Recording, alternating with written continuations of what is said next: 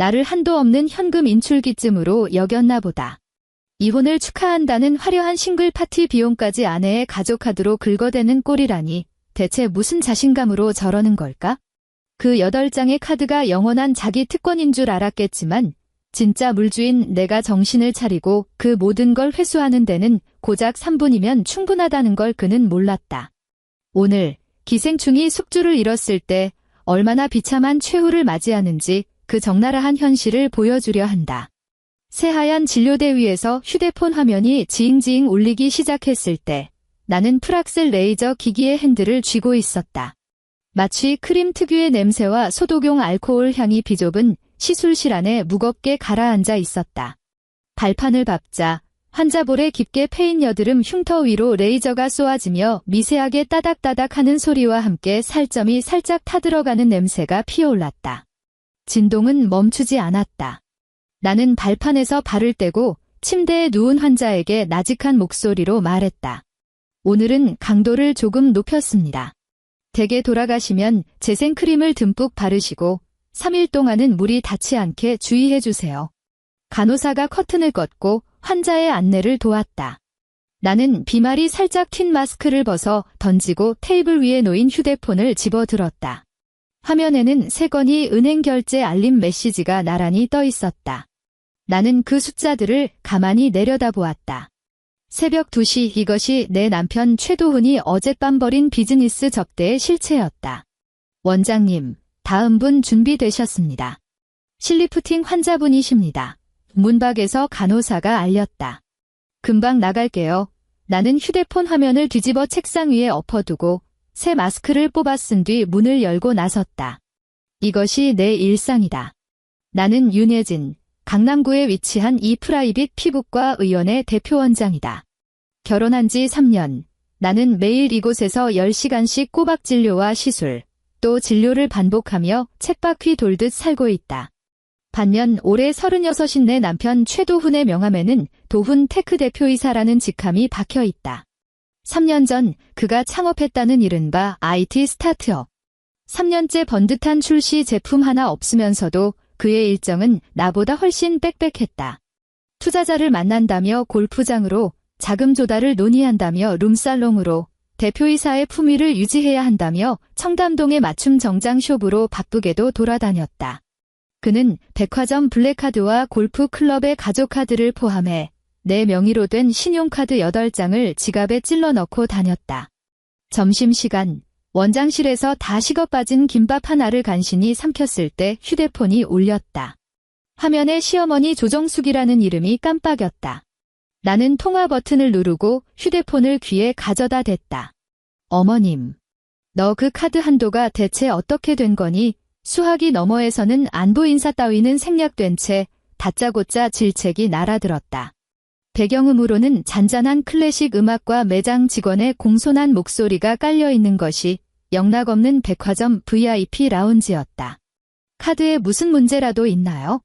가방 하나 사려고 결제하려는데 직원이 글쎄 한도 초과라고 하잖니. 이게 말이 돼? 내가 친구들 앞에서 얼마나 망신을 당했는지 알아? 당장 은행에 전화해서 한도 올려놔. 시어머니의 목소리는 짧고 날카로웠으며 노골적인 짜증이 묻어났다. 나는 뻣뻣해진 관자놀이를 꾹꾹 눌렀다. 어머님, 그 카드는 한 달 한도가 1,500만 원이에요. 이번 달은 아직 열흘밖에 안 지났고요. 그래서 지금 내가 돈을 헤프게 쓴다고 타박이라도 하는 거니? 시어머니의 목소리가 순식간에 한 톤 높아졌다. 혜진아, 너 쥐꼬리만 한 의원 하나 차렸다고 유세 떠는 모양인데 착각하지 마라.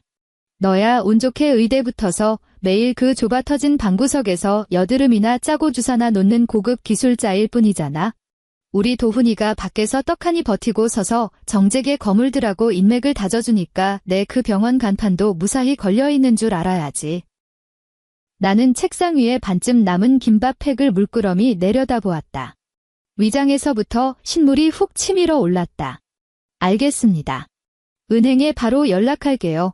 나는 더 이상 대꾸하지 않고 그대로 전화를 끊어버렸다. 밤 11시 집에 도착했다. 현관에 센서 등이 켜지자 바닥에 널브러진 남성용 구두와 아무렇게나 벗어 던진 골프웨어가 눈에 들어왔다. 공기 중에는 비싼 위스키 냄새와 옅은 시가 향이 진득하게 배어 있었다. 최도훈은 거실의 천연 가죽 소파에 기대 앉아 넥타이를 반쯤 풀어헤친 채 얼음물이 든 유리잔을 쥐고 있었다. 그는 내가 들어오는 걸 보고도 눈길조차 주지 않았다. 왔어. 그는 물을 한 모금 마시더니 유리잔을 탁자 위에 거칠게 내려놓았다. 오늘 그 이 대표라는 양반, 진짜 까다롭네. 억지로 샴페인을 3병이나 까게 만들잖아. 그래도 이번 투자만 성사되면 우리 회사 바로 상장 준비 들어갈 수 있어. 그는 양복 안주머니에서 지갑을 꺼내더니 새까만 카드 한 장을 빼서 현관 수납장 위로 툭 던졌다. 대리석 상판에 카드가 부딪히며 날카로운 파열음이 울렸다. 오늘 법인카드 한도가 꽉 차서 당신 카드로 먼저 긁었어. 그는 자리에서 비틀거리며 일어나 욕실 쪽으로 걸음을 옮겼다. 내일 법인 통장으로 5천만 원만 더 융통해줘. 다음 주에 골프 치러 제주도에 가야 하는데 접대 좀 제대로 해야 하거든. 나는 현관에 선 채 정체 모를 물자국이 묻어있는 그 블랙카드를 가만히 응시했다. 나는 카드를 집어들지 않았다. 하이힐을 벗고 맨발로 원목 마루를 밟으며 조용히 작은 방으로 들어갔다. 전환점은 5월에 찾아왔다. 5월은 한국의 종합소득세 신고의 달이다. 의원이 쉬는 날, 나는 메인 조명을 끈 어둑한 원장실에 홀로 남아 세무대리인과 작년 재무제표를 대조하고 있었다. 원장님, 장부 흐름이 좀 이상한 부분이 있어서 확인이 필요할 것 같습니다. 수화기 너머로 세무사가 서류를 넘기는 소리가 들려왔다. 말씀하세요. 나는 스피커폰을 켜둔 채 컴퓨터 화면의 엑셀표에 시선을 고정했다. 최 대표님 명의로 된 도훈 테크 말입니다. 작년에도 매출은 여전히 0원입니다. 그런데 지출 규모가 어마어마합니다. 그건 저도 압니다. 나는 키보드를 두드렸다. 그쪽 접대비나 출장비는 다 대손 처리하기로 했잖아요. 그 비용들이 아닙니다. 세무사가 잠시 말을 골랐다. 임대료 지출건입니다. 잠실 쪽에 있는 고급 오피스텔이요. 보증금 1억 원이 원장님 개인 계좌에서 빠져나갔습니다. 게다가 매달 350만 원씩 나가는 월세는 원장님 신용카드 포인트와 한도에서 바로 차감되고 있었습니다. 자동 이체로 설정되어 있어서 일상적인 지출 내역에 교묘하게 섞여 있었던 겁니다. 마우스를 쥐고 있던 내 손가락이 멈칫했다. 잠실. 고급 오피스텔. 거기 회사 사무실로 쓰는 곳인가요? 내 목소리는 놀라울 정도로 차분했다. 아닙니다. 개인 주거용으로 등록되어 있습니다. 그리고 세무사는 말을 이어가기를 망설이는 듯했다. 관리비 대납 기록을 보면 상주인구가 2명으로 등록되어 있습니다. 또 작년 연말에 원장님께서 분실 신고하셨던 백화점 가족카드 기억하시죠? 그 카드의 마지막 결제 내역들이 젊은 여성이 쓰는 고가의 스킨케어 세트와 향수들이었는데 배송지 주소가 바로 이 잠실 오피스텔이었습니다. 나는 아무 말도 하지 않았다. 모니터에서 뿜어져 나오는 서늘한 불빛만이 내 얼굴을 비추고 있었다. 원장님. 알겠습니다. 그 명세서들만 따로 추려서 보내주세요. 수고하셨습니다. 나는 전화를 끊었다. 세무사가 보낸 PDF 파일을 클릭했다. 한 건, 또 한 건, 시간, 장소, 금액, 택배 송장 번호, 잠실의 동호수. 나는 그 숫자들을 바라보며 최도훈이 새벽마다 술 냄새를 풍기며 귀가할 때 입에 달고 살던 투자자를 떠올렸고 백화점 VIP 라운지에 앉아 홍차를 홀짝이며 나를 깎아내리던 시어머니 조정숙을 떠올렸다. 나는 서랍을 열고 그 10여 장의 명세서를 모조리 인쇄했다. 프린터기에서 뱉어지는 종이들은 미세한 열기를 품고 있었다. 나는 그것들을 반듯하게 추려 서류 봉투 안에 밀어넣었다. 눈물은 나지 않았다. 그저 지난 3년간 위장 속에 꽉 막혀있던 지독한 신물이 순식간에 씻겨 내려가는 기분이었다. 그 자리를 대신한 건 메스로 피부를 갈라내듯 지극히 예리하고 명석해진 냉정함이었다. 밤 9시, 집에 돌아왔다.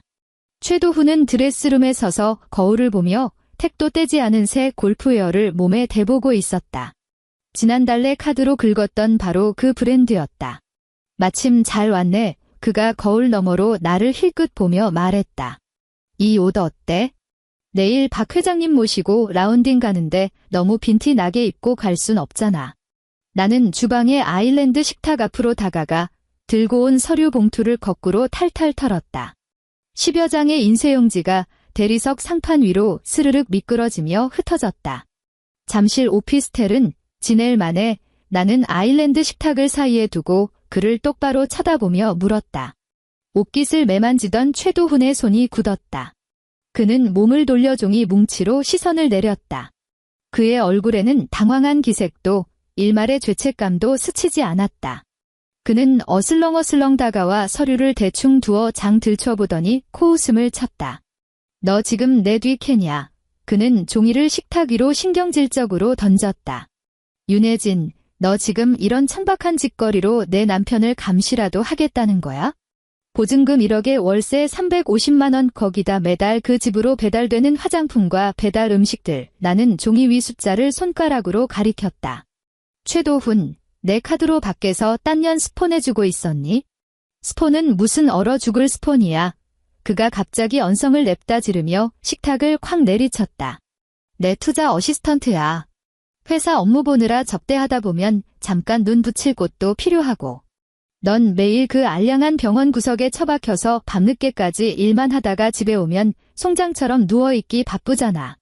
내가 밖에서 이 가정 지키려고 얼마나 피말리는 스트레스를 견디는지 내가 알아?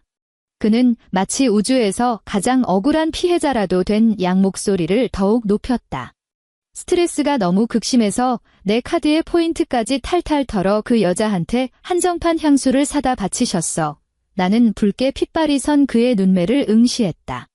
야, 윤혜진, 그는 완전히 이성을 잃은 듯 목줄기에 시퍼런 핏대를 세웠다. 너 돈 좀 번다고 아주 눈에 뵈는 게 없냐?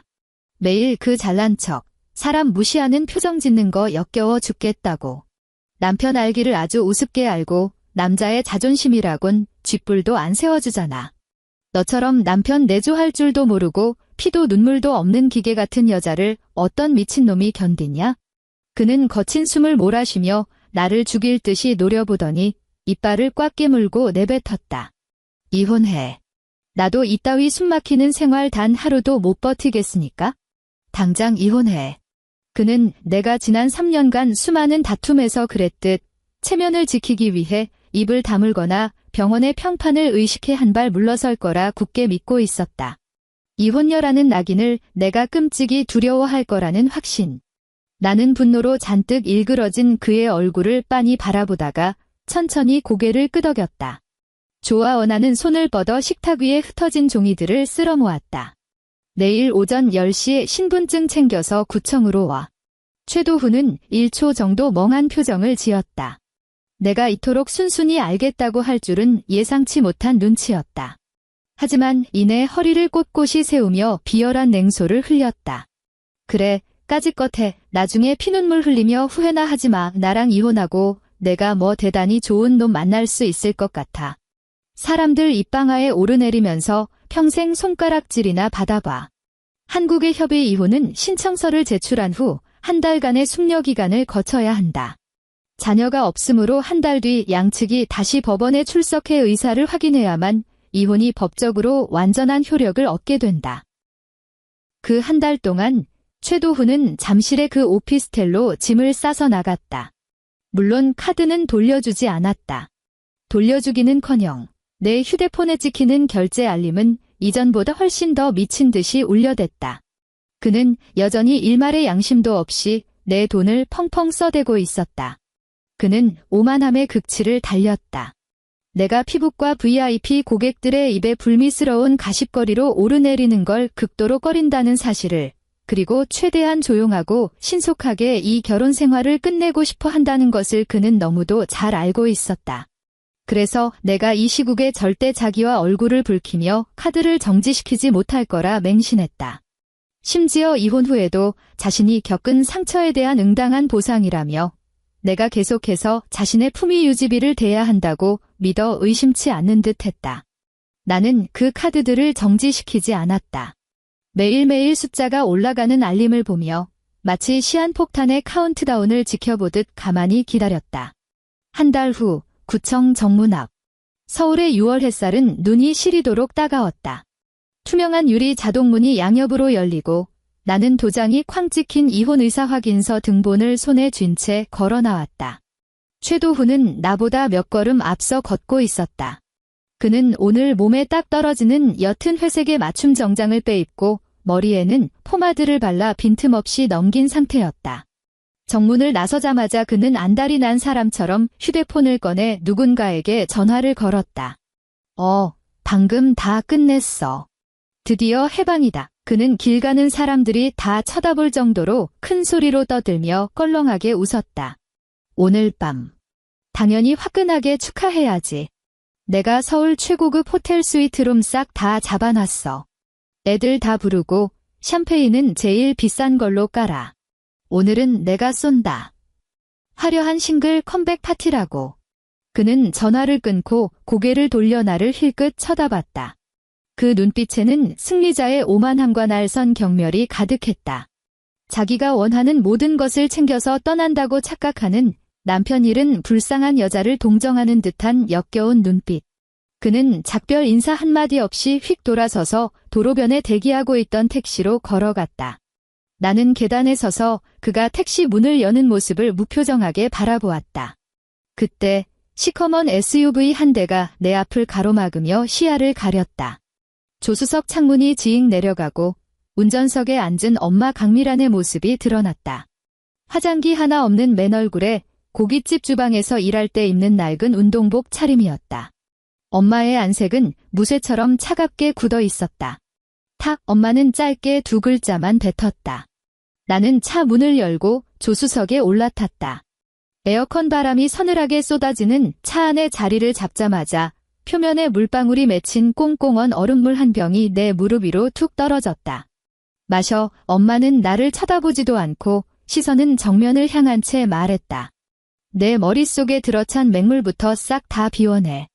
나는 병뚜껑을 비틀어 열고 벌컥벌컥 들이켰다. 얼음장 같은 물이 식도를 타고 넘어가며 짜릿한 전율이 일었다. 운전대를 쥔 엄마의 손등에는 어제 고기 불판에 대인 벌건 화상 자국이 선명했다. 엄마가 고개를 돌려 내 손에 들린 이혼 서류를 힐끗 바라보았다. 깔끔하게 정리했어? 응. 방금 저 쓰레기 새끼가 문 앞에서 나불거리는 거 내 귀로 똑똑히 들었다. 엄마의 목소리는 높낮이가 없었다. 그저 얼음장같이 차가운 사실을 확인하는 듯 했다. 싱글 파티. 최고급 스위트룸.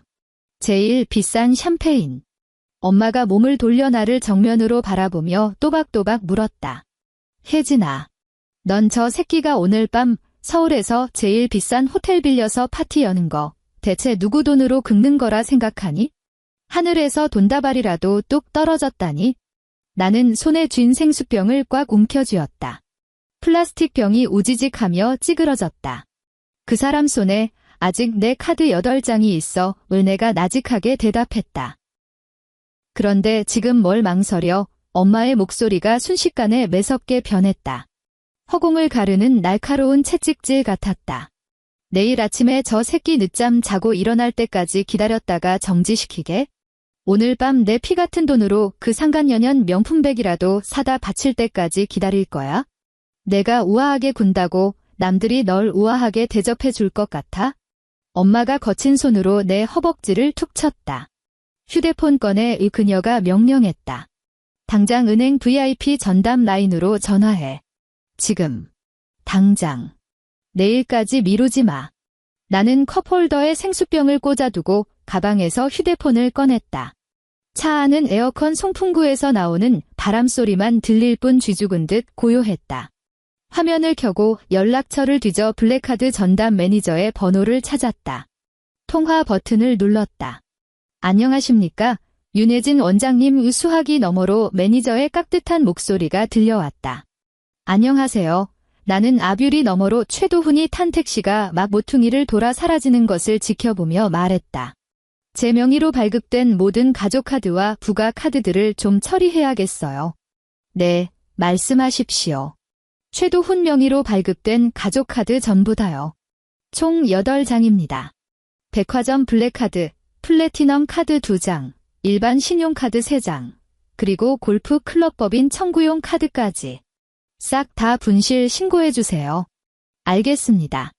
임시정지로 처리해드릴까요? 아니면 영구 해지해주세요. 나는 그의 말을 끊었다. 재발급은 없습니다. 지금 2초 단위부터 즉각 효력 발생하게 해주세요. 그 8장의 카드로 들어오는 모든 결제 승인 요청은 전면 거절로 막아두시고요. 수화기 너머로 키보드를 빠르게 두드리는 소리가 들려왔다. 확인했습니다. 시스템상으로 바로 처리 중입니다. 아, 그리고 원장님 명의로 연결된 잠실 쪽 오피스텔 월세 자동이체 가상계좌가 하나 있는데 연결 해지해주세요. 나는 차창 밖으로 쏟아지는 눈부신 햇살을 노려보았다. 그쪽으로 나가는 모든 비용 지불을 전면 중단하세요. 네, 윤 원장님. 요청하신 모든 지시, 사항이 처리 완료되었습니다. 지금 이 시간부로 해당 카드 8장은 모두 폐기 상태가 되었습니다. 나는 전화를 끊었다. 휴대폰 화면이 까맣게 꺼졌다. 나는 고개를 돌려 엄마를 바라보았다. 엄마는 시동을 걸고 엑셀을 힘껏 밟았다. SUV는 강남대로의 꽉 막힌 차들 사이로 부드럽게 합류했다. 지금 이 순간 최도훈은 택시 뒷자리에 앉아 오늘 밤 스위트룸에서 벌일 화려한 파티를 기대하며 한껏 들떠 있겠지. 지갑 속에 든 무한대로 긁힐 거라 믿어 의심치 않는 그 플라스틱 쪼가리 8장을 만지작거리면서 말이다. 엄마가 핸들을 거칠게 꺾었다. 아스팔트 바닥과 타이어가 마찰하며 짧고 날카로운 파열음을 냈다. 차가 대로변으로 진입했다. 앞유리로 쏟아지는 햇살이 새하얗게 부서졌다. 의원으로 돌아가 엄마가 전방위 신호등을 주시하며 엑셀을 밟았다. 오후에도 예약 꽉 차 있지? 네, 수술 3건이 연달아 있어요. 나는 휴대폰을 가방에 챙겨 넣었다. 가서 돈이나 벌어. 엄마의 목소리는 딱딱했고 얄팍한 위로 따윈 섞여 있지 않았다. 기생충 새끼 하나 때문에 내 오후 매출 깎아먹지 마. 그럴 가치도 없는 놈이니까. 나는 핸들 위에 얹어진 엄마의 손을 바라보았다. 화상을 입어 벌겋게 달아올랐던 상처 가장자리엔 이미 딱지가 앉아 있었다. 매일 고깃집 주방에서 수백 도를 오르내리는 숯불 화로를 껴안고 살며 남겨진 훈장 같은 흉터들. 지난 3년간 최도훈은 내 카드를 들고 청담동에서 수백만 원짜리 샴페인을 터뜨리고 다닐 때 내 엄마는 매캐한 연기가 진동하는 주방에서 손님상에 나갈 소갈비를 뒤집고 있었다. 차가 의원 건물 앞에 멈춰 섰다. 나는 차 문을 열었다. 숨막히는 열기가 확 끼쳐왔다. 혜진아 등 뒤에서 엄마가 나를 불렀다. 나는 고개를 돌렸다. 마음 약해지지 마. 엄마가 내 두 눈을 똑바로 쳐다봤다. 그건 사람이 아니야? 피 빨아먹는 빈대 새끼지. 꾹 눌러 죽일 때 손에 피 묻는 거 더럽다고 피하지 마라. 나는 말없이 차 문을 닫았다. 오후 2시 의원. 나는 흰 의사가운으로 갈아입고 의료용 마스크를 썼다. 소독약 냄새가 훅 끼쳐오자 그 서늘하고 익숙한 냄새 덕분에 오히려 머릿속이 싸늘하게 식으며 맑아졌다. 원장님, 3번 시술실 고객님 준비되셨습니다. 풀페이스 써마지 예약하신 VIP 분이십니다. 수간호사가 차트를 들고 다가와 목소리를 낮춰 말했다. 오늘 고객님 기분이 좀 안 좋으신 것 같아요. 아까 데스크에서 주차 문제로 한참을 짜증내셨거든요. 알겠어요. 나는 차트를 넘겨받았다. 그 후 3시간 동안 나는 시술대 앞에 서서 기기 핸들을 쥐고 있었다. 기계는 일정한 간격으로 삑삑 소리를 냈다. 내 손은 흔들림 없이 안정적이었다. 샷이 터질 때마다 고객의 피부 근막층에 정확하게 에너지가 꽂혔다. 고객의 불평불만은 마취 기운이 돌며 점차 사그라들었다. 시술실 안에는 에어컨의 찬바람 소리만이 맴돌았다. 내 휴대폰은 시술실 방내 책상 위에 올려져 있었다. 아무런 알림도 울리지 않았다. 최도훈의 평소 패턴을 볼 때 지금쯤 그는 아마 단골 고급 에스테틱에서 피부 관리를 받고 있거나 즐겨 찾는 맞춤 정장 숍에서 옷을 입어보며 밤의 광란을 준비하고 있을 터였다. 그는 해가 지기만을 기다리고 있었다. 오후 4시 반은 내가 막 장갑을 벗어 던졌을 때 수간호사가 다급하게 시술실 문을 열고 뛰어들어왔다. 원장님, 시어머니께서 오셨어요. 수간호사의 얼굴은 하얗게 질려 있었고 두 눈엔 극도의 당혹감이 서려 있었다. 지금 데스크 쪽에 계시는데 원장님께서 빨리 나가보시는 게 좋을 것 같습니다. 나는 벗은 장갑을 의료용 폐기물통에 툭 던져 넣었다. 제 방으로 모셔다 드리세요. 그게 이미 늦었어요. 지금 데스크에서 물건을 집어 던지고 난리가 났습니다. 나는 시술실 문을 박차고 나가 로비로 빠른 걸음을 옮겼다. 로비 소파에는 마취 크림을 바른 채 대기 중이던 고객 몇 명이 웅성거리며 서 있었다. 모든 사람의 시선이 한가운데로 쏠려 있었다. 대리석 인포데스크 앞에는 시어머니 조정숙이 서 있었다. 그녀는 짙은 보라색 실크 원피스를 빼입고 작년에 내가 블랙카드로 긁어 선물했던 바로 그 진주 목걸이를 목에 두른 채였다. 당장 너희 원장 끌고 나오라고 해. 당장. 빈 로비가 쩌렁쩌렁 울리도록 악을 쓰는 날카로운 비명이 퍼졌다. 데스크에 있던 젊은 간호사 2명은 컴퓨터 모니터 뒤로 바짝 숨어 벌벌 떨며 숨소리조차 내지 못하고 있었다. 바닥에는 찢겨나간 미용시술 팸플릿들이 어지럽게 널려 있었고 산산조각이 난 유리 꽃병 잔해들이 뒹굴고 있었다. 바닥은 흥건한 물바다였고 백합꽃 몇 송이가 그 진흙탕 물에 처박혀 지식여져 있었다. 나는 바닥의 무릉덩이를 구두굽으로 자박자박 밟으며 다가갔다. 어머님, 나는 그녀의 정면에 멈춰 서서 말했다. 목소리가 크지는 않았지만 주변을 한순간에 정적 속에 빠뜨릴 만큼 서늘했다. 지금 여기서 뭐 하시는 겁니까? 조정숙이 고개를 확 돌렸다. 공들여 치장한 그녀의 얼굴은 극도의 분노로 추악하게 일그러져 있었다. 그녀는 내 앞으로 성큼성큼 다가오더니 손에 들고 있던 까만 악어가죽 핸드백을 번쩍 치켜들고 내 얼굴을 향해 그대로 후려쳤다. 나는 피하지 않았다. 대신 왼팔을 들어 올려 허공에서 핸드백의 금속 체인을 덥석 낚아챘다. 차갑고 단단한 금속이 손바닥을 파고들어 뼈가 얼얼할 정도로 아팠다. 하지만 나는 그 사슬을 미친 듯이 꽉 움켜쥐었다. 이거 놔. 조정숙이 힘껏 잡아당겼지만 핸드백은 꿈쩍도 하지 않았다. 그녀는 두 눈을 부릅뜨고 가슴을 거칠게 오르내리며 소리쳤다. 윤혜진, 너 미쳤어.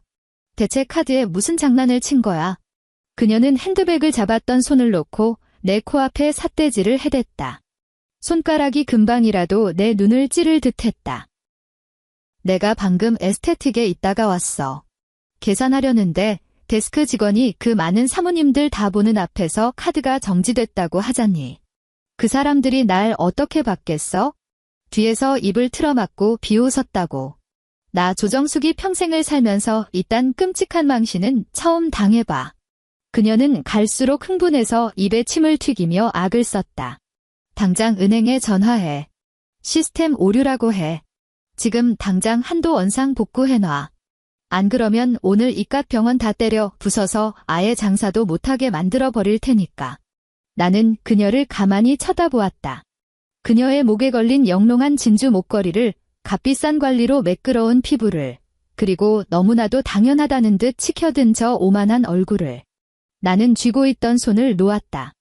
핸드백이 바닥으로 툭 떨어졌다. 카드 오류 아닙니다. 나는 그녀의 두 눈을 똑바로 응시했다. 제가 정지시킨 겁니다. 조정숙은 멍하니 굳어버렸다. 공중에 멈춘 손을 내리지도 못한 채 내 말을 이해하지 못한 듯했다. 너 지금 뭐라고 했어? 어머님 손에 있는 그 가족 카드뿐만이 아니에요. 최도훈 손에 있던 8장의 카드 전부 다 영구 해지했습니다. 나는 바닥에 흙탕물을 피해 한 걸음 뒤로 물러섰다. 오늘 오전 최도훈과 함께 구청에 가서 이혼 서류 제출하고 왔습니다. 로비엔 죽은 듯한 정적이 내려앉았다. 마취 크림을 바르고 대기하던 고객 몇 명은 숨소리조차 내지 않으려 기척을 죽였다. 조정숙의 눈동자가 미친 듯이 흔들렸다. 입을 벌렸다가 다시 다물었다. 몇 초 뒤 분노가 마침내 그녀의 마지막 이성마저 집어삼켰다. 이혼. 내가 감히 이혼을 입에 올려 그녀가 갑자기 귀를 찢는 듯한 비웃음을 터뜨리더니 쇳소리가 날 정도로 목청을 높였다. 내가 뭐라도 되는 줄 알아? 넌 그저 남의 얼굴에 칼이나 대는 기술자일 뿐이잖아. 우리 도훈이는 벤처 기업 대표라고. 내가 도훈이 없이 대체 무슨 수로 살 건데? 내가 지금 카드 정지시켜 놓으면 도훈이가 싹싹 빌면서 매달릴 줄 알아? 꿈도 꾸지 마. 그녀는 바닥에 고인 물을 손가락으로 가리키며 이를 갈았다. 당장 카드 원래대로 돌려놔. 지난 3년 동안 내가 번 돈이 다 내 혼자 힘으로 번 건 줄 알아? 그건 다 우리 최씨 집안 돈이야. 내가 우리 집에 시집 온 이상 내 돈은 곧 도훈이 돈이라고. 내가 감히 카드를 끊어? 내일 당장 사람 풀어서 내 병원 문 닫게 만들어줄까? 최씨 집안 돈이요. 나는 억양 없는 서늘한 목소리로 반문했다. 나는 고개를 돌려 데스크의 간호사들을 쳐다보았다. 정문 잠그고 점심시간 안내판 걸어요. 로비에 계신 고객님들은 VIP 룸으로 안내해드리고 오늘 시술 비용은 전부 무료로 처리해드리세요.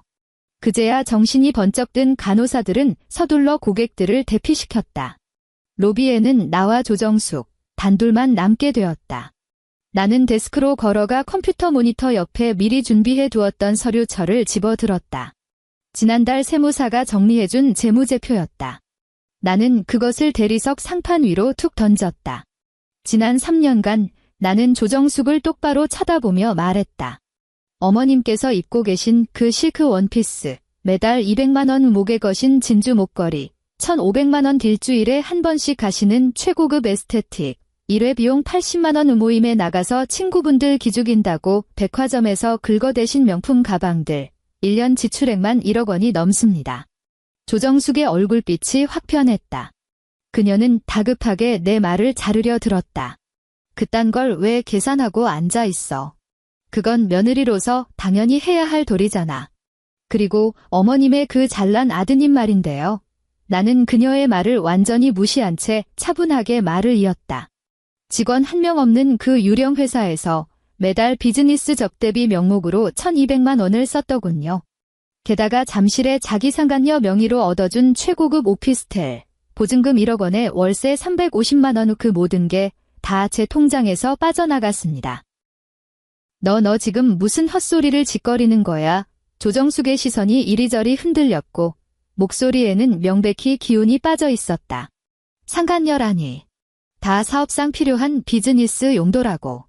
이 모든 지출 내역, 단 한 푼도 빠짐없이 은행 거래 내역에 다 남아 있습니다. 나는 서류철 위에 손을 꾹 얹었다. 어머님, 아까 제게 최도훈 없이 대체 무슨 수로 살 거냐고 하셨죠. 이제 똑똑히 알려드릴게요. 전 최도훈과 이혼하면 당장 매달 제 통장에 최소 5천만 원의 현금이 고스란히 남게 됩니다. 나는 점점 창백하게 질려가는 그녀의 얼굴을 내려다보았다. 반면에 어머님과 그 잘난 아들은 저 없이 오늘 당장 저 에스테틱 결제할 돈조차 없는 빈털터리 신세고요. 조정숙은 나를 뚫어지라 노려보았다. 그녀의 입술이 파르르 떨렸다. 체면을 지키느라 언제나 한 발 물러서 주던 지난 3년간의 그 순진한 현금 인출기가 더 이상 아니라는 사실을 그녀도 마침내 깨달은 것이다. 하지만 뼛속까지 깊게 박힌 오만함은 끝내 고개를 숙이지 못하게 했다. 이 독사 같은 년, 그녀가 이를 빠드득 갈며 말했다. 이딴 식으로 나오면 우리가 겁먹을 줄 알아? 도훈이 이제 곧 엄청난 투자금 받아올 거야. 그때 가서 내가 우리 집 대문 앞에서 무릎 꿇고 빌어도 절대 안 받아줄 테니까 그렇게 알아. 보안팀장님, 나는 더 이상 그녀에게 눈길조차 주지 않은 채 데스크의 내부 인터폰을 꾹 눌렀다. 유니폼을 입은 건장한 보안 요원 2명이 복도에서 튀어나왔다. 이분 밖으로 모셔요. 나는 정문을 손가락으로 가리켰다. 만약 안 나가고 버티시면 곧바로 경찰 부르세요. 죄목은 영업방해입니다. 보안 요원들이 조정숙에게 다가갔다. 윤혜진. 내가 감히 날 쫓아내. 이 은혜도 모르는 미친년아. 넌 천벌을 받을 거다. 조정숙은 발버둥을 쳤지만 결국 두 보안 요원에게 양팔을 붙들려 억지로 정문 밖으로 끌려나갔다. 그녀의 고급 실크 원피스는 질질 끌려가며 구깃구깃 뭉개졌고 바닥에 내동댕이 쳐진 그 악어 가죽 핸드백은 흙탕물 속에 덩그러니 버려진 채 아무도 죽지 않았다. 유리 자동문이 스르륵 닫히자 그녀의 발악하는 욕설도 완벽하게 차단되었다. 나는 그 자리에 선 채 바닥에 흩어진 깨진 유리 조각들을 가만히 내려다보았다. 청소 여사님 불러서 여기 좀 깨끗하게 치워주세요. 구석에 숨어있던 수간호사를 향해 말했다. 다음 대기 고객님께 5분 뒤에 시술 시작한다고 안내해 주시고요. 밤 9시. 집 문을 열고 들어섰다. 현관에는 여전히 최도훈의 구두 몇 켤레가 제멋대로 널브러져 있었다. 하이힐을 벗었다. 거실의 메인 조명은 켜지 않았다. 주방으로 들어가 수납장에서 제일 큰 100리터짜리 검은색 종량제 쓰레기 봉투를 꺼냈다. 현관으로 걸어갔다. 수백만 원짜리 수제화들을 빗자루로 쓸어 담듯 봉투 안에 처박았다. 드레스룸으로 향했다. 그가 애지중지하던 택도 안 뗀 골프웨어며 맞춤 정장, 넥타이들을 옷걸이째 북북 뜯어내어 쓰레기 봉투에 쑤셔 넣었다. 장식장 앞으로 다가갔다. 그가 자랑처럼 전시해 두었던 최고급 수입 위스키들을 꺼내 들었다. 뚜껑을 비틀어 열고 주방 싱크대 볼에 남김없이 콸콸 쏟아부었다. 코를 찌르는 독한 알코올 냄새가 집 안가득 퍼져나갔다. 나는 짙은 갈색 액체가 배수구를 타고 소용돌이치며 빠져나가는 모습을 가만히 지켜보았다. 빛가는 비현실적으로 고요했다. 밤 9시 30분. 아일랜드 식탁 위에 올려둔 휴대폰 화면이 번쩍하고 밝아졌다. 소리는 나지 않았고 짧은 진동만이 울렸다. 문자 메시지가 화면에 떠올랐다. 최도훈이 시도한 결제가 승인 거절되었다는 은행의 알림 내용이었다. 나는 그 글자들을 빤히 내려다보았다. 850만 원 이건 그저 에피타이저에 불과하겠지. 나는 빈 위스키 병을 쓰레기통에 툭 던져 넣었다. 둔탁하게 부딪히는 소리가 울렸다. 9시 35분 후 화면이 다시 한번 번쩍였다. 9시 37분. 그는 미친 듯이 카드를 바꿔가며 긁어대고 있었다. 블랙카드에서 플래티넘 카드로, 다시 일반 신용카드로. 지갑에 들어있던 그 플라스틱 쪼가리들을 한 장 한 장 필사적으로 꺼내어 결제기 앞으로 밀어넣고 있을 터였다. 그때마다 단말기는 아주 무자비하게 삑소리를 내며 거래 거절이 찍힌 영수증을 뱉어낼 것이다. 나는 아일랜드 식탁에 기대서서 화면에 연달아 찍히는 어마어마한 숫자들을 무표정하게 바라보았다. 2천만 원, 2,500만 원, 3,200만 원. 오늘 밤 그는 서울에서 구할 수 있는 제일 비싼 샴페인과 양주란 양주는 모조리 다 주문한 모양이었다. 그 허세 가득한 잡동사니 친구들과 상간녀 앞에서 곧 화려한 싱글로 돌아올 자신의 빵빵한 재력을 마음껏 과시하고 싶었겠지. 마침내 휴대폰 화면이 까맣게 꺼졌다. 결제 실패 알림도 멈췄다. 10분 뒤 밤 10시 15분. 휴대폰이 갑자기 미친 듯이 지잉지잉 울리기 시작했다.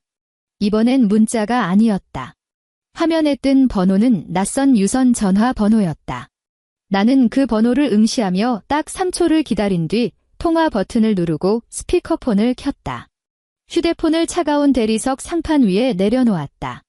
안녕하십니까? 혹시 윤혜진 원장님 되십니까? 수화기 너머로 극도로 정중하고 직업적인 남성의 목소리가 들려왔다. 배경음으로는 억누르려 애쓰는 듯한 웅성거림과 미세한 클럽 음악 비트가 깔려 있었다. 네, 맞습니다만. 늦은 시간에 실례가 많습니다. 저는 신라호텔 펜트하우스 스위트룸 당직 매니저입니다.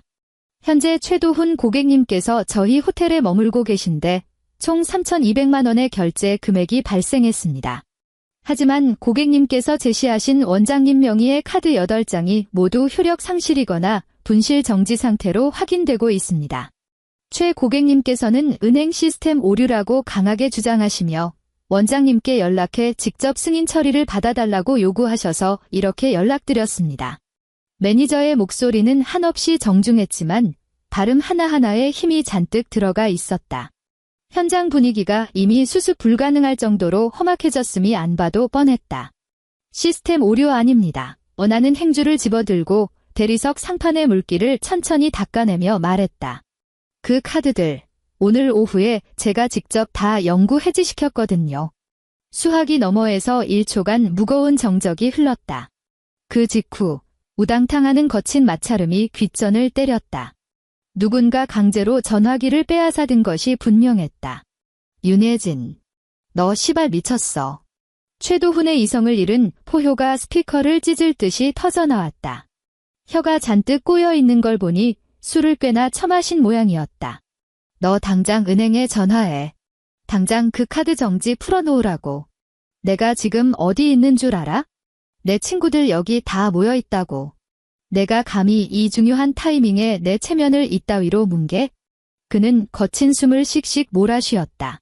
그 목소리에는 현실을 부정하고 싶은 마음과 극도의 공포가 끈적하게 묻어났다. 나는 상판을 계속 닦아내며 무미건조하게 대꾸했다. 지금 화려한 싱글 컴백 파티 중이라며, 최 대표. 싱글이 됐으면 자기 술값은 자기가 알아서 계산하는 게 당연한 거 아닌가? 너 그는 말문이 막힌 듯 컥컥대더니 곧바로 미친 듯이 악을 썼다. 너 일부러 이랬지? 밤까지 기다렸다가 카드 정지시킨 거잖아. 이 지독한 년. 내가 이런다고 내가 내 발 밑에 기어 들어갈 줄 알아? 내가 분명히 말하는데 나 조만간 어마어마한 투자금 쏟아져 들어올 사람이야. 내깐년이 쥐고 흔드는 그 알량한 푼돈 하나도 안 아쉬워. 아, 그래. 나는 행주를 싱크대 안으로 휙 던져 넣었다. 수화기 너머의 배경소리가 아주 또렷하게 들려왔다. 사람들의 수군거리는 소리가 귓가를 파고들었다. 얘야, 최도훈. 이거 어떻게 된 거냐? 너 아까 이 카드 내 회사 법인카드라고 떵떵거리지 않았어. 대놓고 비꼬는 한 남자의 목소리였다. 내 말이. 근데 왜 카드 명의가 내 마누라 이름이냐? 심지어 정지까지 먹고 다른 친구가 맞장구를 쳤다. 닥쳐. 다들 입 닥치라고. 최도훈이 옆을 향해 짐승처럼 소리를 빽 질렀다. 그러자 이번엔 웬 콧소리 섞인 여자의 음성이 끼어들었다. 잔뜩 겁먹고 당황한 기색이 역력했다. 오빠, 이거 대체 어떻게 된 일이야? 그럼 오늘 밤 깐 이 아르망디 샴페인들은 어떻게? 매니저님이 결제 안 하면 한 발짝도 못 나간다고 하시잖아. 바로 그 상간녀의 목소리였다. 잠실 고급 오피스텔에 다리를 틀고 앉아 내 카드 포인트로 한정판 향수나 사다 바르던 그 어린 여자. 최도훈의 멘탈은 완전히 가루가 되어버렸다. 윤혜진, 그는 전화기에 대고 히스테릭하게 울부짖었다. 내가 명령하는데 지금 당장 내 계좌로 돈 쏴. 내가 융통하는 걸로 칠 테니까. 내일 아침에 눈 뜨자마자 당장 갚을게. 내 말 안 들려? 내가 어떻게 날 이런 식으로 철저하게 짓밟아. 그의 목소리는 이미 징그럽게 질질 짜는 울음바다로 변해 있었다. 겹겹이 두르고 있던 그 잘난 오만함의 껍데기가 산산조각 나자 그 안에는 구역질 날 만큼 비루하고 찌질한 밑바닥만이 남아 있었다. 나는 창밖으로 펼쳐진 서울의 화려한 야경을 가만히 내려다보았다. 최도훈, 나는 폰을 향해 낮게 읊조렸다. 내가 그 잠실 오피스텔 월세로 걸어둔 자동이체, 그것도 싹 다 끊었어. 아, 그리고 저기 호텔 보안팀 일처리 엄청 확실하거든. 오늘 밤 그 3,200만 원 당장 결제 못하면 지체 없이 경찰 부를 거야. 아무쪼록 너의 그 화려한 싱글 파티 끝까지 즐겁게 보내길 바랄게. 윤혜진, 너 나한테 이러면 안 돼. 전화기 매니저님한테 다시 넘겨. 나는 단호하게 그의 말을 잘랐다. 몇 초간 엎치락뒤치락 실랑이 하는 소리가 나더니 다시 매니저의 차분한 목소리가 들려왔다. 네, 원장님. 매니저님. 그 8장의 카드는 전적으로 제 명의이며 이미 전면 폐기 처리된 상태입니다. 따라서 오늘 밤 발생한 그 어떠한 결제 대금도 저와는 일절 무관합니다. 호텔 측 내부 규정에 따라 원칙대로 처리하시기 바랍니다. 만약 저 남자가 도망치려 하거나 지불 능력이 안 된다고 버티면 망설이지 말고 무전 취식 및 사기죄로 당장 경찰에 넘기시길 권해드립니다. 원장님 뜻 확실히 알겠습니다. 밤늦게 심려를 끼쳐드려 죄송합니다. 매니저가 통화를 종료하려던 바로 그 찰나 스피커 너머로 쿵 하는 엄청나게 둔탁한 파열음이 울려 퍼졌다. 묵직한 무언가가 대리석 바닥에 사정없이 나동그라지는 소리였다. 곧이어 여자의 귀를 찢는 듯한 비명이 터졌다. 까!